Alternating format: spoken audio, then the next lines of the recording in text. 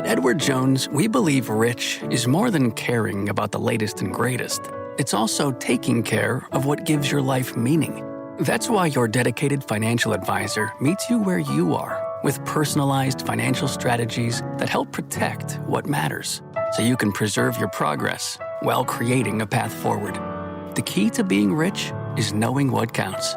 Let's find your rich together. Edward Jones, member SIPC.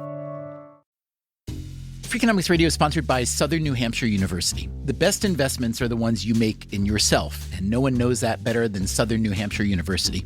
With more than 200 online degree programs, no set class times, and low online tuition, Southern New Hampshire University is built to fit your life today and set you up for success tomorrow. Education is an investment. Why not make it a smart one? Apply for free at snhu.edu/Freakonomics. Freakonomics Radio is sponsored by Amica.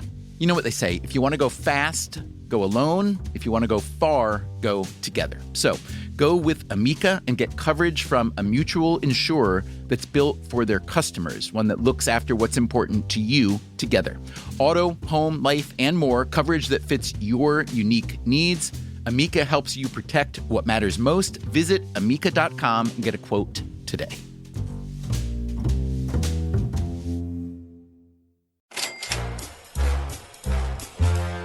Hey there, it's Stephen Dubner. I know what you're thinking. You're thinking, hey, what's Freakonomics Radio doing in my podcast feed today? Today's not their day. Today's the day I get my knitting podcast or my homebrew podcast or my How to Learn Mandarin podcast. You're right. It is not our turn, but we snuck into your feed to give you this bonus episode. It is not the kind of episode we typically produce. It is nothing more than a straight-up, barely edited conversation with Malcolm Gladwell. Here's the story. Our previous episode was called How to Become Great at Just About Anything. It was about deliberate practice and the research of the psychologist Anders Ericsson. In that episode, Gladwell appeared to talk about his interpretation of Ericsson's work, especially the 10,000-hour rule. That's an idea that Gladwell helped popularize in his book Outliers. Now, as is typically the case, when you hear a conversation like that in a podcast, it's usually drawn from a much longer conversation that gets edited way, way down. We usually record at least a few hours of raw tape for every finished podcast that's maybe 30 or 45 minutes long, and that raw tape usually just sits on a hard drive, unheard by everyone but us. In this case, however, Malcolm Gladwell being a preternaturally interesting person, I thought you might want to hear the whole thing. Like I said, it is largely unedited. Probably doesn't always sound so great sonically because I was working the recording equipment. We recorded the interview at Gladwell's house in New York City at a big wooden table where he had a microphone and recording deck set up for a podcast he's putting out soon. You'll hear us talk about the 10,000-hour rule, but a lot of tangents too. Gladwell's writing career, his running career, and much more. So, pardon the intrusion in your feed, and I hope you enjoy. My name is Malcolm Gladwell. I'm a writer for the New Yorker magazine and the author of a number of books, including Outliers, where I talk about, among other things, the work of Anders Ericsson. I love that after all your books, which are all well-known and all good, you still identify yourself as a staff writer for the New Yorker, which I know technically you are, but I'm just curious, is that a habit that you lead with that, or is that really your identity in your view? That is it's pretty much my identity. I mean, it's the thing that I think gives me credibility. And New Yorker magazine articles are still the things that bring me the most joy. So more than books. Books are a pain in the ass. New Yorker articles are a lot of fun. Because they're finite? I mean, because you escape them earlier? No, because books take forever, and then just when you're sick of them, you have to promote them. And then when you promote them, every jackass in the world gets to sound off on them. And it's just exhausting. Well, I guess I get to be the jackass today. So Outliers is your book from 2008, if I recall correctly? 2009. Sorry, 2009. Okay, let me ask you to summarize your view of your thesis in Outliers. Well, the point of Outliers, there's a number of points, but one is that I wanted people to move away from the notion of success as something individual. And I wanted to get people to understand that a lot of success has to do with chance, with the contribution of your culture, your generation, your family. There's this kind of heroic notion of the lone genius that's very popular in the United States, and I wanted to say to people that notion has very little basis in reality. Now, for all that nuance and all those dimensions, I think if we ask the average reader of Outliers, and there are many, many, many, many, so the average would be interesting to compute, I'm guessing that the average takeaway would be some restatement of what you said, but it would also include the 10,000-hour rule. Do you agree that that would be the average takeaway? I agree that would be in the average takeaway. However, no one is more surprised than me than that was the average takeaway. The 10,000-hour stuff that I put in Outliers was really only intended to perform a very specific narrative function, or not narrative function, but kind of argumentative function, which was, to me, the point of 10,000 hours is, if it takes that long to be good, you can't do it by yourself. If you have to play chess for 10 years in order to be a great chess player, then that means you can't have a job, or maybe if you have a job, it can't be a job that takes most of your time. It means you can't come home, do the dishes, mow the lawn, take care of your kids. Someone has to do that stuff for you, right? And that was my argument, that if there's an incredibly prolonged period that is necessary for the incubation of genius, high performance, elite status of one sort of another, then that means there always has to be a group of people behind the elite performer making that kind of practice possible. And that's what I wanted to say. You know, when you watch Jordan Spieth play golf, don't just think about Jordan Spieth. Think about the fact that I am guessing that his parents devoted a huge chunk of their adult lives to making it possible for him to be an elite golfer. And every time you watch someone on stage at Carnegie Hall playing the violin, understand how many other people sacrificed to make that, the beautiful music you're hearing, possible. That was my point that I wanted to make about 10,000 hours. All right, let me continue to be the jackass then for a moment. So there's a sentence in, I believe it's the chapter called The 10,000-Hour Rule in Outliers, where you write that 10,000 hours is the magic number of greatness. So again, I understand that you as a writer, that was one sentence within many paragraphs, within many chapters that's trying to prove your larger point. And yet, I've heard from a lot of people, and I'm guessing for every one I've heard from, you've heard from 50 who've embarked on these trajectories where I want to be a ballerina, a golfer, a whatever, and if I can get to 10,000 hours, that will make me great. So that seems to be a causal relationship. How do you feel about people drawing that conclusion and taking action on it? Well, elsewhere in that same chapter, there is a very explicit moment where I say that you also have to have talent, that what we're talking about with 10,000 hours is how long does it take to bring talent to fruition, to take some baseline level of ability and allow it to properly express itself and flourish.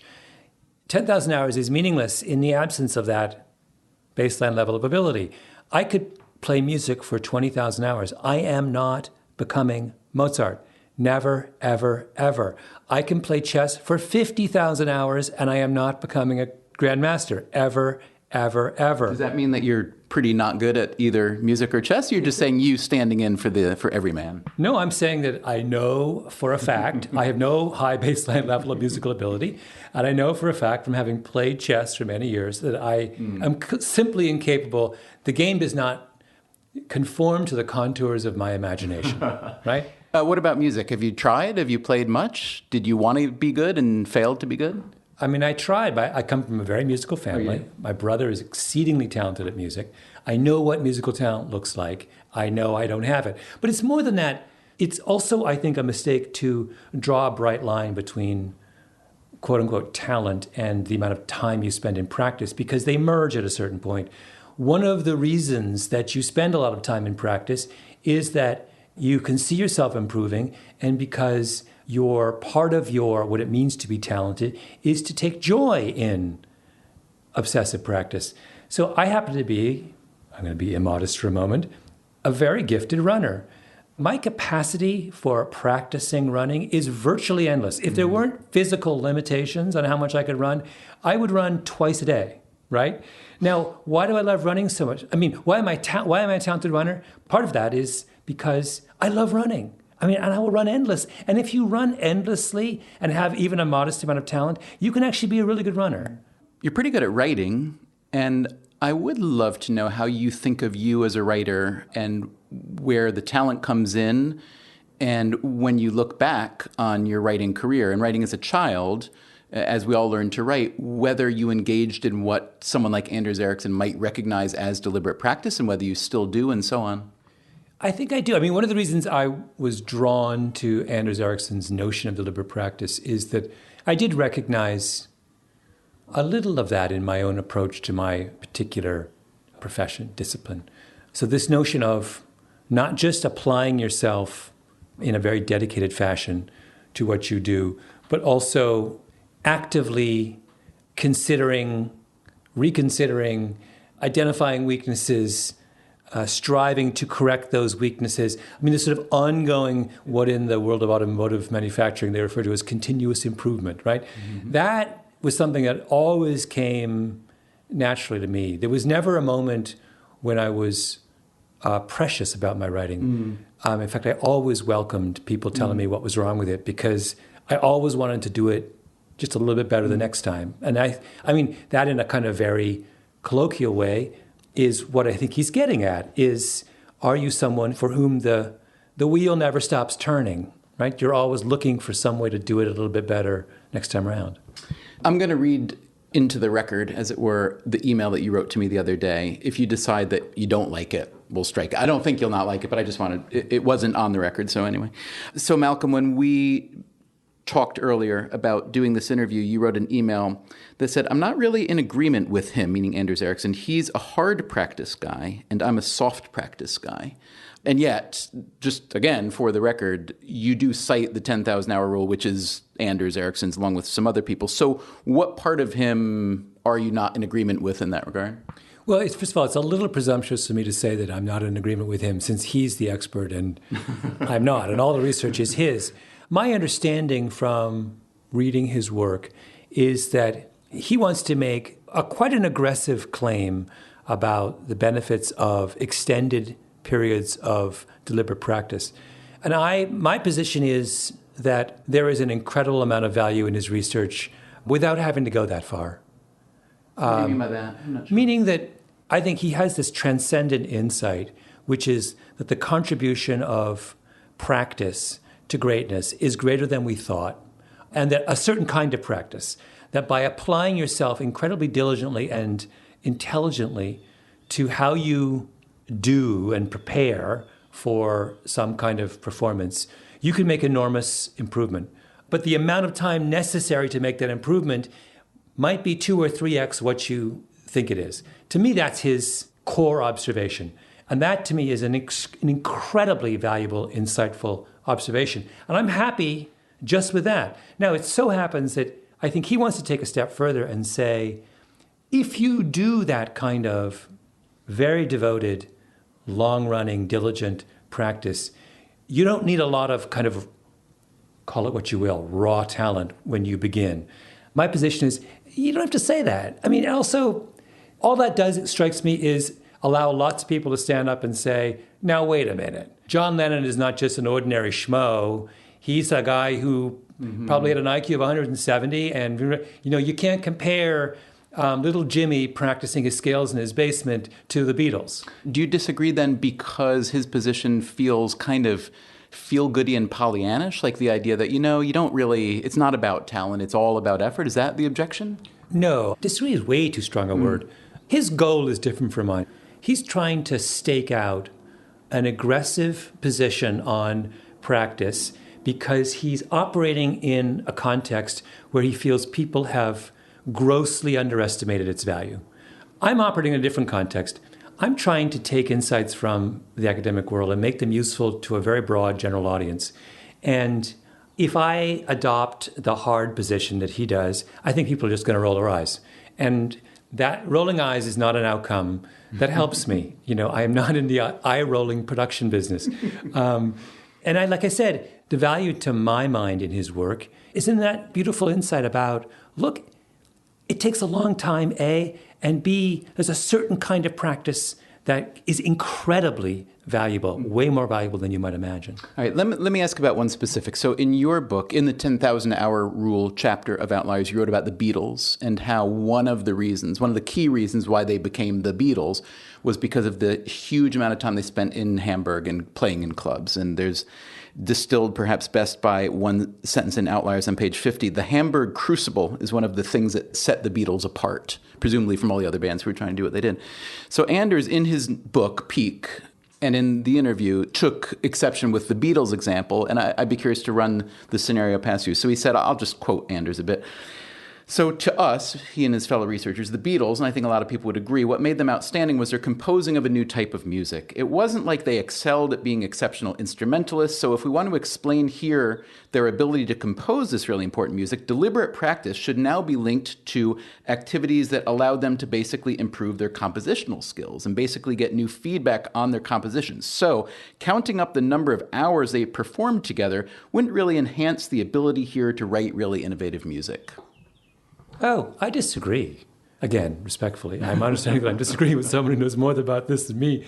My sense is that as someone who is here I'm about to commit a kind of casual obscenity, but as someone who is also in the creative business, I think that playing in loud, crowded, strip bars for hours on end, starting out with other people's music covers and moving slowly to your own music is an extraordinary way to learn about composition. That what happens when I know in my own writing, I began as a writer trying to write like William F. Buckley, my childhood hero. And if you read my early writing, it was insanely derivative. All I was doing was looking for models and copying them. And out of years of doing that emerges my own style. When I was 12, I didn't write like I write now. I spent 10 years, 15 years kind of absorbing the lessons of others. And out of that came, I think, something reasonably creative. So I would say, to the contrary, when you absorb on a deep level the kind of lessons of your musical elders and betters in many cases, that's what makes the next step, the next creative step, possible. I would have a very different interpretation of where creativity comes from than he does. And the other thing I would point out is that the Beatles literature predates Erickson. So he's not the first person to make arguments about practice. This literature goes back to the 60s and 70s. And so a lot of what I was reading when I was writing that chapter was not Erickson. It was rather the generation of people in this field that came before him. And they point out, I think, very, very accurately, that the Beatles' experience is really unusual. So people always say, well, lots of bands from Liverpool played a lot for... Actually, they had played together 1,200 times, played live 1,200 times by the time they came to America in 1964. 1,200 live performances is absolutely staggering number. I mean, you can't find bands. I mean, Journey has played together 1,200 times, and, Bruce Springsteen has, but he's 65. These guys were in their early 20s, and they had already played together that much. That's an astonishing number. But the idea may be, presumably, that there could have been another group of four guys, even from Liverpool, who went to Hamburg and played for many, many hours, and played as many hours, but never got good. So that's the kind of hair that I think I'm trying to help you and Anders split, because I don't hear as much disagreement as either of you hear, frankly. What I hear is that you're focused more on the holistic creation of expertise, and he's focused more on, I guess, what I would call the more technical version, which has to do with deliberate practice and what it is. And it sounds like he's saying that 10,000 hours of something isn't necessarily deliberate practice. And you're saying that 10,000 hours of practice isn't necessarily deliberate practice, but there are things that happen in that process that you can't get to without the 10,000 hours anyway. Yeah, and particularly when the four guys who are playing together 1,200 times under very, very trying circumstances are themselves insanely talented, right? So it's like, it's not four schmoes. It's, for goodness sake, it's Lennon, McCartney, and Harrison. I'm not going to mention Ringo Starr. But each one of whom individually could have had an extraordinary career as a rock and roll musician. We have three of them in the same room for like years playing together. I mean, so there you have this kind of recipe for something extraordinary. We've talked a little bit about you as a writer. Your credentials there are excellent. We've talked a little bit about you as a runner. Your credentials there, while less known, are also excellent. Is there anything, you're how old, 52? 52. Is there anything that at the age of 52 you look either forward to or look back at, something you tried and, didn't get very good or maybe didn't enjoy? Is there anything that you kind of want to become awesome at in the coming years? Well, I don't know. I thought about. I mean, there are other things I've added. I, have worked very hard on public speaking over the last 15 years. I don't think I was very good when I started, and I think I did do deliberate practice. I've spent a lot of time thinking about what it means to effectively communicate in that reasonably high pressure. I mean, I've seen you. You're also very good at this, and there are lots of people who look at it and think it's kind of easy. How did you practice? Did you watch and or listen to your performances? Did you write and then memorize and deliver? What did you do? Well, one thing I did not do is, in this case, very different from my writing. I didn't spend a lot of time studying others because I thought that what people will respond to as an audience is authenticity. You want to be as unusual as you can. So I spent a lot of time thinking about who am I what is the image and message I'm trying to project about the kind of person I am, the way that I see the world. And I finally realized that what I am is someone who's not too formal or studied, or I'm conversational. That meant that I really had to memorize everything. I couldn't use slides and notes, and it couldn't seem like a classroom lecture. It had to seem like a conversation with me. So once I realized that, I realized I had to do far more work in preparation than I had previously. When I spoke with Anders, and I asked him, I'd asked him about the 10,000-hour rule and his feelings about how his research had been popularized in your work and how he felt it was a little bit off. That said, he's still extraordinarily respectful. I asked him if he'd talked to you about it, and he said he'd never spoken with you. And I asked him if I ran into you anytime soon, if there was a message to pass along. So here's a message from Anders. He said, I'm really impressed with his books, and I think they've caught a large audience. If we were able now to channel that interest in improving yourself by now suggesting how you really need to invest the time to improve your performance, I think that would be terrific. So again, he thinks that people are focusing on the quantity versus necessarily the components of the quantity. I don't know. If he doesn't agree with our analysis here, I think it would be important that he explains now why he views it. Basically, it's not so important exactly what you do, but it's more important the hours. No, I think that's a misunderstanding. I totally think it's important in what you do. But remember, when I was writing Outliers, I was only interested in the hours because I was interested in this notion about social support. Mm-hmm. That portion of Outliers was simply getting people to properly appreciate the kinds of sacrifices that are necessary for someone to become great. That chapter was not supposed to be a how-to manual for how to achieve deliberate practice. Had I been writing that, I think he's absolutely right on deliberate practice. And by the way, have observed in numerous contexts people who put in the time, but they put in the time in such a kind of badly thought out, flaccid way that the practice is meaningless. But so it's really a question of I think the intentions of the book were just slightly different. Mm-hmm. When I talk about in that chapter about Bill Gates getting all of these hours of practice as a programmer, I'm not concerned with describing how he programs. I'm simply concerned with describing the fact that he gets an opportunity and no one else does, or almost in eighth grade when nobody else in his generation is getting that same opportunity. So that's what I was making a really very specific argument. And when I wrote that, it never occurred to me for a moment that 10,000 hours would become the kind of meme that people took from the book.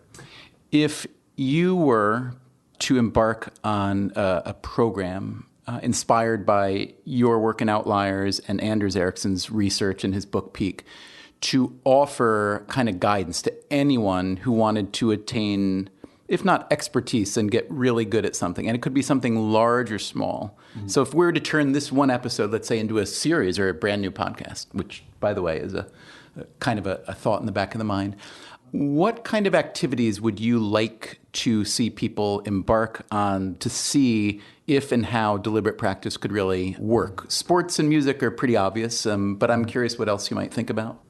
Well, that's interesting. I would do the opposite. As opposed to zeroing in on something specific, I would talk about something very broad.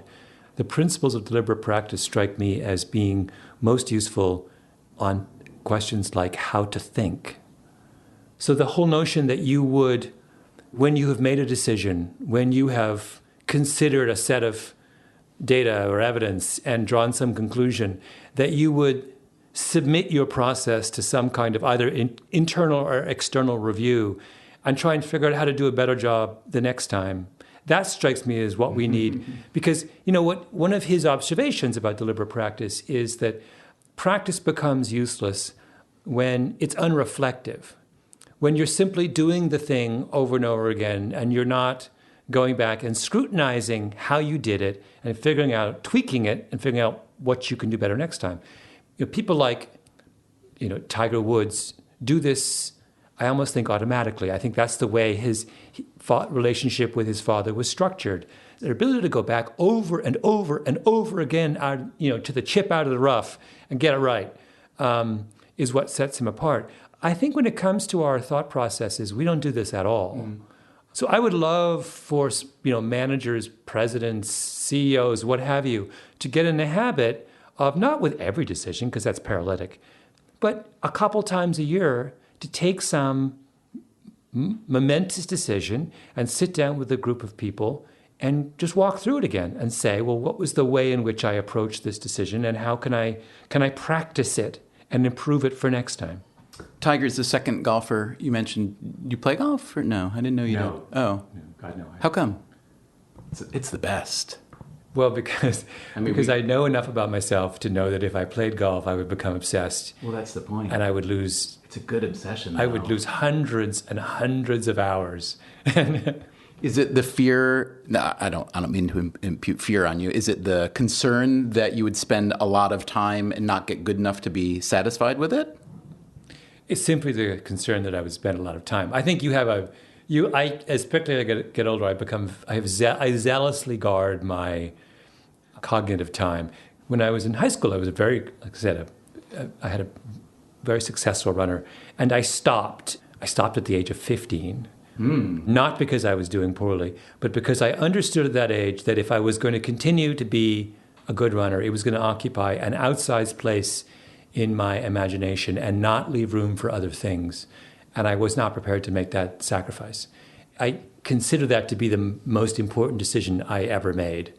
Golf would just crowd out.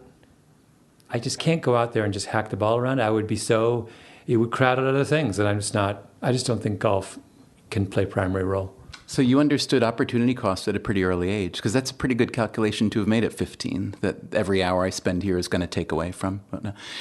You still dodge, though, the one thing now that you would like to get. If you could pick one activity, you said thinking, which I realize is great, but you already think well. If there's one activity, do you drive a car? Do you drive already? Oh, I'm actually a big car nut. I would love to be able to learn how to race cars. I mean, drive at a very skilled level at high speeds. That would be something I would really get into. Okay. Awesome. Great. Thank you very much.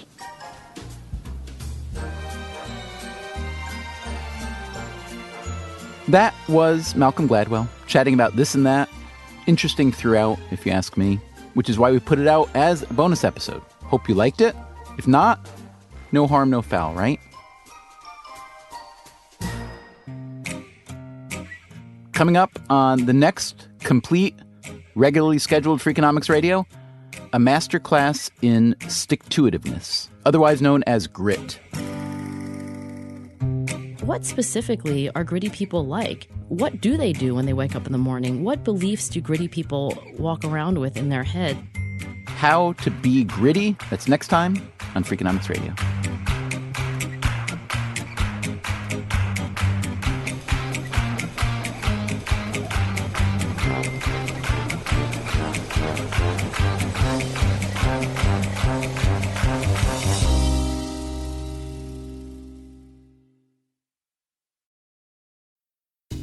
Freakonomics Radio is sponsored by Ozempic. Innovation happens through rethinking what's possible, and when it comes to GLP-1s, Ozempic pill does just that.